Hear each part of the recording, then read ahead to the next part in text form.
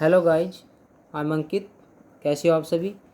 आज हम beehive class 9th का lesson for a trolley beautiful mind, इसके जो राइटर हैं एनोनिमस, इसको रीड करेंगे। ये एक लेसन है जो साइंटिस्ट हैं अल्बर्ट आइंस्टीन, उनके बारे में बताया गया है, उनकी अपॉर्चुनिटी उपलब्धियों के बारे में बताया गया है। जो अल्बर्ट आइंस्टीन थे, उनका जो जन्म था 14 मार्च 1879 को जर्मनी के एक नगर में हुआ था जिसका नाम था उल्म। और ऐसा कोई भी संकेत नहीं था कि उनके भाग्य में कोई बड़ा आदमी बनना लिखा था। और इसके विपरीत उनकी जो मदर थी, उनकी माँ थी, उनको एक भयानक चीज़ कहती थी, क्योंकि उनका जो सिर था वो बहुत ही बड़ा था। सिर उनका बहुत बड़ा था। अल्बर्ट जब 2.5 वर्ष के थे तो वह बात भी नहीं कर सकता था, यानी कि बोल नहीं पाता था। अंत में वो बोलना तो सीख गया, मगर हर बात को क्या करता, 2 बार बोलता था। हर बात को, हर वर्ड को 2-2 बार दोहराता था। वो अधिकतर जो समय था अल्बर्ट अकेले ही खेला करता था, अकेले ही खेलना पसंद करता था। और वह मशीनी खिलौनों के साथ ज़्यादा खेलना पसंद करता था।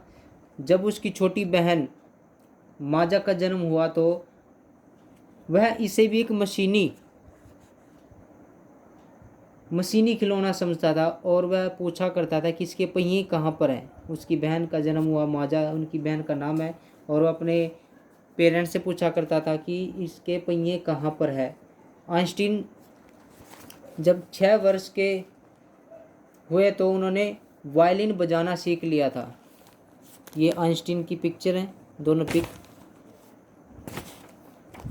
ये 90 जब सन 19 था तब की ये पिक्चर है, और ये 1955 की है।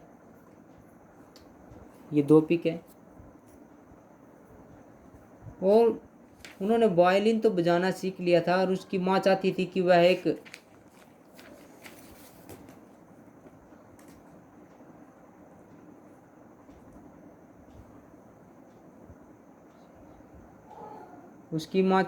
वह इसे भी सीखे, इसमें कुछ उसने कुशलता प्राप्त कर ली कि इसे अच्छा बजाना सीख ले, क्योंकि उसने वायलिन को अच्छा बजाना सीख लिया था। और उसने अपना पूरा जीवन यह कुशलता बनाए रखी, यानी कि उसने वायलिन बजाना पूरा जीवन वो वायलिन को बजाते रहा। आइंस्टीन ने जर्मनी के हाई स्कूल में जब एंट्री की, प्रवेश किया, उसने लगभग प्रत्येक विषय में अच्छे अंक प्राप्त किए।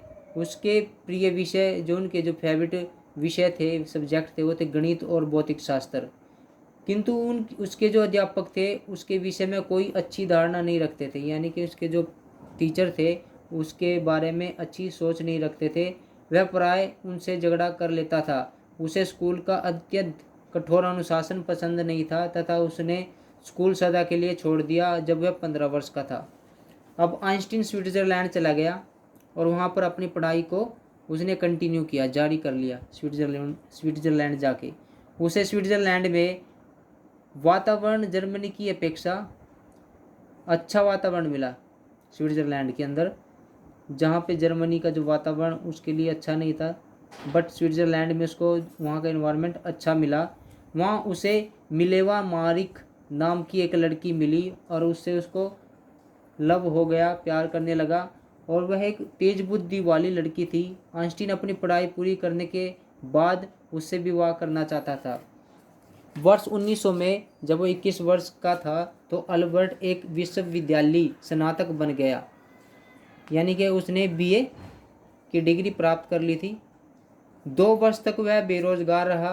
वह प्राइवेट रूप से पढ़ाकर अपनी आजीविका कमाता था। फिर वर्ष 1902 में उसे एक नौकरी मिल गई।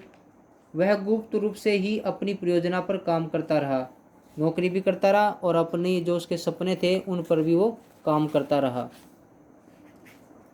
1905 में उसने अपनी स्पेशल थ्योरी, उनकी एक थ्योरी थी, थ्योरी ऑफ रिलेटिविटी, प्रकाशित की। यह थ्योरी थी जिसने वह विश्व प्रसिद्ध सूत्र, एक सूत्र था E = mc² प्रदान किया। एल्बर्ट पहले ही 1903 में मिलेवा से विवाह कर चुका था, परंतु वह विवाह ठीक तरह से चल ना सका और एल्बर्ट ने मिलेवा को 1919 में तलाक दे दिया। उनकी जो पत्नी थी उनसे उसने 1919 में तलाक ले लिया और अपनी एक मौसी की लड़की से उसने दोबारा शादी कर ली। इस समय एल्बर्ट बहुत प्रसिद्ध हो चुका था। उसने वर्ष 1915 में अपनी जर्नल थ्योरी ऑफ रिलेटिविटी प्रकाशित की थी, 1915 में की थी। 1919 में एक सूर्य ग्रहण के अवसर पर ठीक साबित हो गई। उसकी जो रिलेटिविटी की जो थ्योरी थी 1919 में, जो सूर्य ग्रहण के टाइम पर उसकी जो ये रिलेटिविटी की जो थ्योरी थी वो क्या हो गई, ठीक साबित हुई। अब पूरे संसार से आइंस्टीन को सम्मान और निमंत्रण प्राप्त होने लगे। समाचार पत्र वालों ने उसके नाम को एक वैज्ञानिक क्रांति की संज्ञा प्रदान की, यानी कि विज्ञान के क्षेत्र में एक विज्ञान क्रांति लेने वाले आए हैं, जो उनका नाम क्या था, आइंस्टीन था। और यह समाचार पत्रों में उनका नाम लिखकर लोगों तक पहुंचाया कि ये विज्ञान के क्षेत्र में इन्होंने क्रांति ला दी। वर्ष 1921 में उसे भौतिक शास्त्र में नोबेल पुरस्कार मिला। कब मिला? वर्ष 1921 में मिला उनको नोबेल पुरस्कार भौतिक क्षेत्र में, भौतिक शास्त्र में। वर्ष 1933 में नाजी पार्टी में जर्मनी में सत्ता आ गई, नाजी पार्टी की सत्ता आ गई जर्मनी के अंदर। और वह बहुत निर्दयी और अत्याचारी लोग थे, नाजी पार्टी के जो लोग थे। अब आइंस्टीन ने जर्मनी को छोड़ दिया और संयुक्त राज्य अमेरिका चला गया। वर्ष 1938 में यह पता चला कि नाजियों ने यह खोज कर ली कि उन्होंने एटम बम बना लिया है। आइंस्टीन ने अमेरिका की जो सरकार थी इस तरह के बम के खतरों के बारे में अवगत कराया, उनके बारे में बताया कि नाजियों ने जर्मनी में एटम बम का जो परीक्षण है वो कर लिया है, और अमेरिका की जो सरकार थी उनके बारे में इस खतरे के बारे में बताया। अब अमेरिका वालों ने गुप्त रूप से काम किया और अपना ही एक एटम बम बना लिया।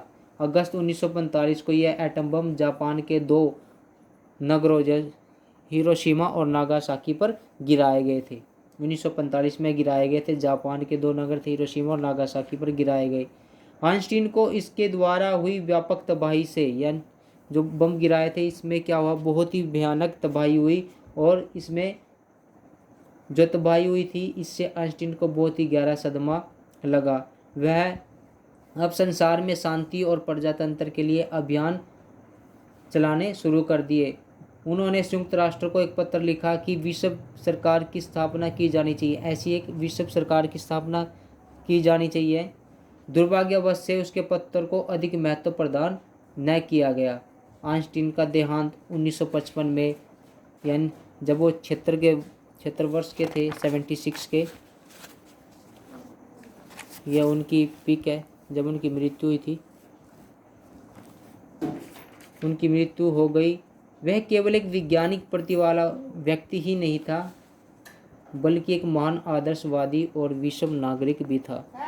यह था एक हमारा वैज्ञानिक, ये थे हमारे आइंस्टीन, अल्बर्ट आइंस्टीन, जो एक विश्वविख्यात साइंटिस्ट हैं। इनकी जो मृत्यु थी 1955 में हो गई थी। और लेसन का नाम है अब ट्रली ब्यूटीफुल माइंड और राइटर एनोनिमस। और आप सभी से रिक्वेस्ट है कि इस लेसन को 1-2 बार रीड जरूर करें, आपको ये सारा ऑटोमेटिकली ही समझ में आ जाएगा। और जो भी डिफ़िकल्ट वर्ड है उसको खुद ही सर्च करें और उसकी हिंदी देखें। और आप सभी से रिक्वेस्ट है कि चैनल को सब्सक्राइब करें, लाइक करें, कमेंट करें कि आपको ये वीडियो कैसी लगती है। Thank you very much.